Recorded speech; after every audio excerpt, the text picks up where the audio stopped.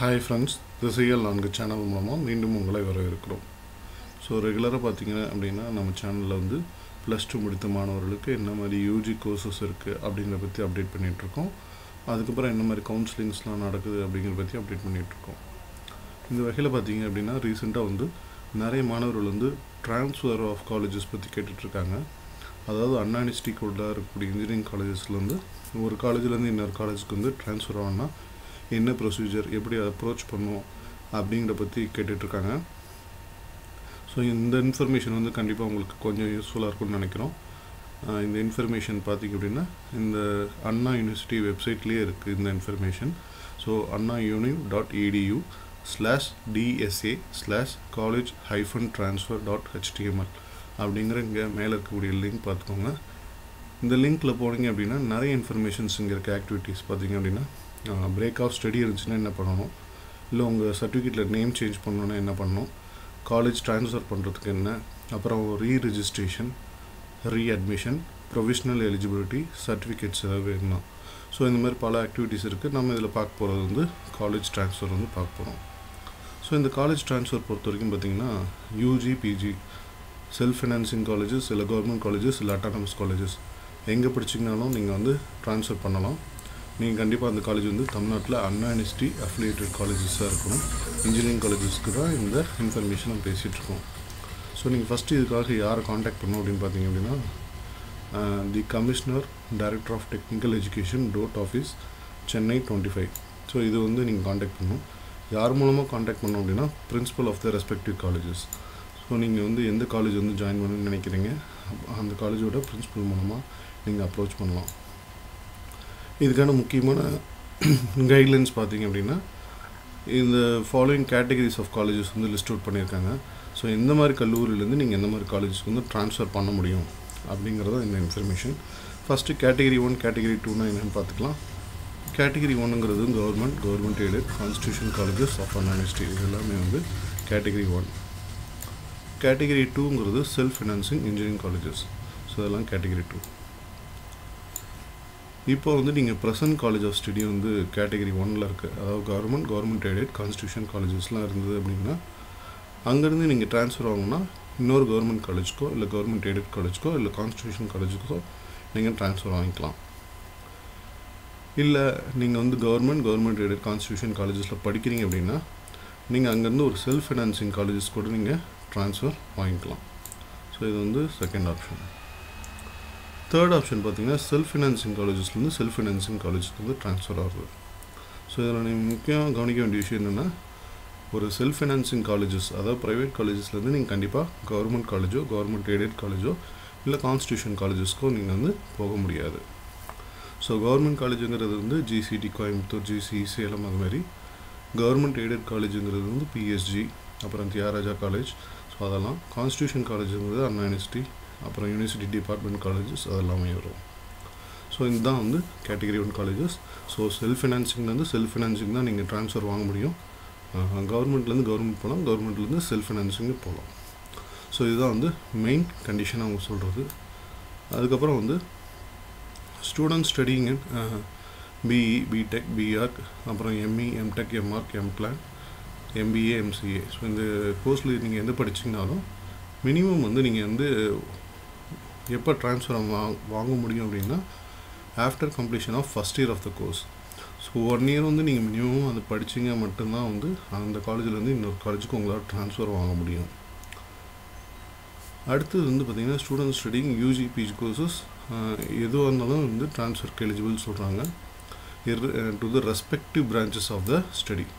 So நீங்கள் வந்து எந்த பிரான்ச்சுக்குனாலும் ட்ரான்ஸ்ஃபர் ஆக முடியாது. இப்போ நீங்கள் சிஎஸ்சியில் ஜாயின் பண்ணியிருக்கீங்க அப்படின்னா ஃபஸ்ட் இயர் வந்து முடிச்சிட்டிங்க, ட்ரான்ஸ்ஃபர் வாங்கணும்னு நினைக்கிறீங்க, அப்போ இசி டிபார்ட்மெண்ட், மெக்கானிக்கல் டிபார்ட்மெண்ட்லாம் ஜாயின் பண்ண முடியாது. ஸோ நீங்கள் வந்து அந்த பர்டிகுலர் டிபார்ட்மெண்ட் வந்து ஜாயின் பண்ண முடியும். In case transfer from one branch to another branch shawl not be accorded for any reasons. So எந்த ஒரு காரணத்துக்காகவும் ஒரு பிரான்ச்லேருந்து இன்னொரு பிரான்ச்சுக்கு வந்து ட்ரான்ஸ்ஃபர் கிடையாது அப்படிங்கிறது வந்து கிளியராக மென்ஷன் பண்ணியிருக்காங்க. அப்புறம் ட்ரான்ஸ்ஃபர் பிட்வீன் இன்ஸ்டியூஷன்ஸ் பார்த்திங்க அப்படின்னா based on the availability of the vacancy in the branch. சரிங்களா, நீங்கள் வந்து இப்போ ஒரு காலேஜ்லேருந்து இன்னொரு காலேஜ் போகிறீங்க அப்படின்னா அந்த காலேஜில் வந்து பர்டிகுலர் பிரான்ச்சில் வந்து அவைலபிலிட்டி இருக்கணும். இருந்தால் மட்டும்தான் நீங்கள் வந்து ட்ரான்ஸ்ஃபர் ஆக முடியும் அப்படிங்கிறது வந்து மென்ஷன் பண்ணியிருக்காங்க. ஸோ அது வந்து எப்படி கணக்கு போடுவாங்க அப்படின்னா அவங்களோட சாங்ஷன் ஸ்ட்ரென்த். ஸோ சில காலேஜில் வந்து 120 இன்டேக் வந்து சாங்ஷன் பண்ணியிருப்பாங்க, இல்லை 60 இன்டேக் இருக்கும். இப்போ அந்த காலேஜில் வந்து சப்போஸ் வந்து 60 இன்டேக் வந்து 58 மாணவர்கள் படிக்கிறாங்க அப்படின்னா 2 சீட் வேக்கன்சிஸ் இருக்கும். ஸோ அப்போ வந்து நீங்கள் வந்து ட்ரான்ஸ்ஃபர் பண்ணிக்கலாம். 60 மாணவர்களும் படிக்கிறாங்க, இல்லை அதுக்கு மேற்பட்ட மாணவர்கள் படிக்கிறாங்கன்னா அந்த பர்டிகுலர் காலேஜுக்கு வந்து நீங்கள் ட்ரான்ஸ்ஃபர் ஆக முடியாது. அப்புறம் request for transfer institutions will be consider only during the commencement of the academic year. அதாவது எப்போ வந்து இந்த ட்ரான்ஸ்ஃபர் வந்து கணக்கில் எடுத்துப்பாங்க அப்படின்னா எப்போ புதுசாக ஒரு அகாடமிக் இயர் ஆரம்பிக்குமோ அப்போ தான் கணக்கில் எடுத்துப்பாங்க. அதாவது 1 இயர் கம்ப்ளீட் ஆனதுக்கப்புறம் எப்பயுமே இன்ஜினியரிங் பார்த்திங்கன்னா 2 செமஸ்டர். ஸோ இதில் வந்து பார்த்திங்கன்னா 2 செமஸ்டர் முடிஞ்சதுக்கப்புறம் தான் நீங்கள் வந்து அப்ளை பண்ணோன்னா போக முடியும். நீங்கள் அப்படி போக மாதிரி இருந்ததுன்னா 3rd செமஸ்டர் இல்லை 5th செமஸ்டர் இல்லை 7th செமஸ்டர், ஸோ இது மாதிரி தான் வந்து நீங்கள் ட்ரான்ஸ்ஃபர் கேட்க முடியும் அப்படின்னு சொல்கிறாங்க. அதாவது இயர் வைஸாக பார்த்தீங்கன்னா ஓகே, பட் வந்து ஆட் ஈவன் 2 செமஸ்டரும் கம்ப்ளீட் பண்ணியிருக்கணும் அப்படின்னு சொல்கிறாங்க. அப்புறம் வந்து application seeking transfer should bear the constant of the principals of both the transferor and transfer colleges. So நீங்கள் வந்து ரொம்ப இம்பார்ட்டன்ட் பாயிண்ட் இதுதான். நீங்கள் ரிலீவ் ஆகிற காலேஜ்லேயும் உங்கள் பிரின்சிபல் வந்து ட்ரான்ஸ்ஃபருக்கு ஒத்துக்கணும். நீங்கள் ஜாயின் பண்ணக்கூடிய காலேஜ்லேயும் உங்கள் பிரின்சிபல் வந்து ட்ரான்ஸ்ஃபருக்கு அக்செப்ட் பண்ணணும். ஸோ இந்த 2 விஷயமும் வந்து நடக்கணும் அப்படின்னு சொல்கிறாங்க. ஸோ அதுக்காக டாக்குமெண்ட்ஸ்லாம் இருக்கும், அதை வந்து நீங்கள் அவங்க வந்து மூவ் பண்ணி தரணும்.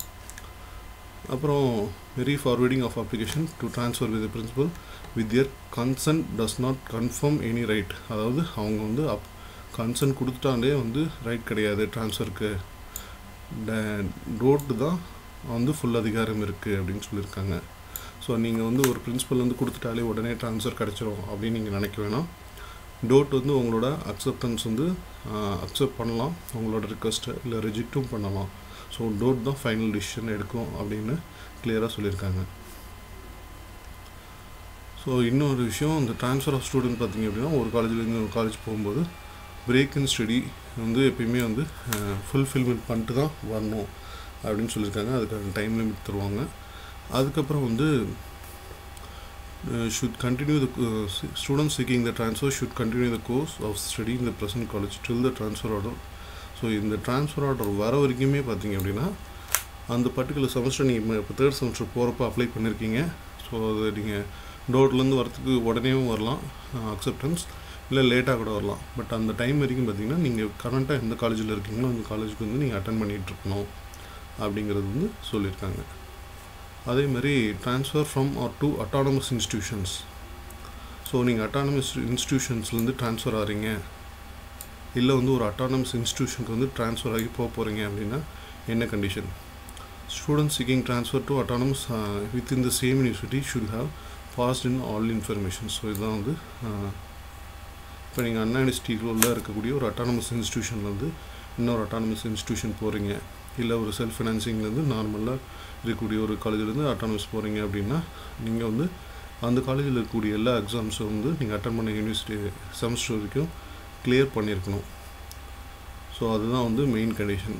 அதுக்கப்புறம் வந்து ஆல்ரெடி அந்த course of the study already completed shall proceed. அதுக்கான எவிடன்ஸ் வந்து கண்டிப்பாக இருக்கணும் அப்படின்னு சொல்லியிருக்காங்க. அது வந்து யூனிவர்சிட்டிக்கு வந்து அவங்க சப்மிட் பண்ணணும். Students seeking transfer from or to non with the same university during the commencement of non-academic year, namely 3rd or 5th semester of the study, should produce no objection certificate issued by the Anna University. So கண்டிப்பாக வந்து இவங்க no objection certificate வந்து issue பண்ணணும்னு சொல்லியிருக்காங்க. இந்த certificate வந்து அண்ணா யூனிவர்சிட்டியில் வந்து உங்களுக்கு கிடைக்கும். ஸோ அந்த அண்ணா யூனிவர்சிட்டி வெப்சைட்ஸில் கூட கிடைக்கிறதுக்கு வாய்ப்பு இருக்குது. நீங்கள் அதனால் வந்துட்டு என்ஓசி வந்து கண்டிப்பாக சப்மிட் பண்ணணும். யார் சப்மிட் பண்ணணும்னா transfer from or to autonomous institutions. So ஒரு அட்டானமஸ் இன்ஸ்டிடியூஷன்ஸ்லேருந்து இன்னொரு இன்ஸ்டிடியூஷன் ட்ரான்ஸ்ஃபர் ஆகிறவங்களோ இல்லை ஒரு அட்டானமஸ் இன்ஸ்டிடியூஷன் ட்ரான்ஸ்ஃபர் ஆகக்கூடிய மாணவர்கள் வந்து கண்டிப்பாக இந்த என்ஓசி வந்து சப்மிட் பண்ணணும் அப்படின்னு சொல்கிறாங்க. ஸோ இதுதான் வந்து ரெகுலரான கோர்ஸ்க்கு. அப்புறம் இது வந்து பிஇ பிடெக் பார்ட் டைமுக்கு. ஸோ இந்த இன்ஃபர்மேஷன் பேசிக்காக இருக்கும். இதில் வந்து பார்த்திங்கன்னா எவ்வளோ ட்ரான்ஸ்ஃபருக்கு வந்து 2000 அமௌண்ட்டும் ட்ரான்ஸ்ஃபர் ரீரெஜிஸ்ட்ரேஷனுக்கு வந்து 4000 அமௌண்ட்டும் செலவாகும் அப்படிங்கிறது வந்து மென்ஷன் பண்ணியிருக்காங்க. ஸோ இதுதான் வந்து ப்ரொசீஜர். ஸோ இந்த ப்ரொசீஜருக்குள்ளார வந்து பார்த்திங்க அப்படின்னா வந்து நீங்கள் யூஸ் பண்ணிக்கலாம். இந்த இன்ஃபர்மேஷன் வந்து கண்டிப்பாக உங்களுக்கு யூஸ்ஃபுல்லாக இருக்கும்னு நினைக்கிறோம். ஏன்னா நிறைய மாணவர்கள் வந்து ரெகுலர் கேட்டுட்ருக்கிறதுனால தான் நம்ம இதை அப்ளை பண்ணியிருக்கோம். So transfer of colleges, engineering colleges. So யாருக்காவது இன்ட்ரெஸ்டட் இருந்துச்சுன்னா இந்த அகாடமிக் இயர் ஸ்டார்ட் ஆக போகுது. இப்போவே நீங்கள் அப்ளை பண்ணிங்கன்னா நீங்கள் வந்து ட்ரான்ஸ்ஃபர் வாங்கிக்கலாம் காலேஜஸ்க்கு.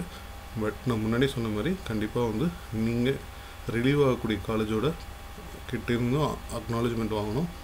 அதேமாரி நீங்கள் போய் ஜாயின் பண்ணக்கூடிய காலேஜுக்கிட்டையும் அக்னாலஜ்மெண்ட் வாங்கணும். ஸோ 2 இடத்துலையும் வந்து சாட்டிஸ்ஃபைட் மியூச்சுவல் சாட்டிஸ்ஃபேக்ஷன் இருந்தால் தான் உங்களால் ட்ரான்ஸ்ஃபர் கிடைக்கும்.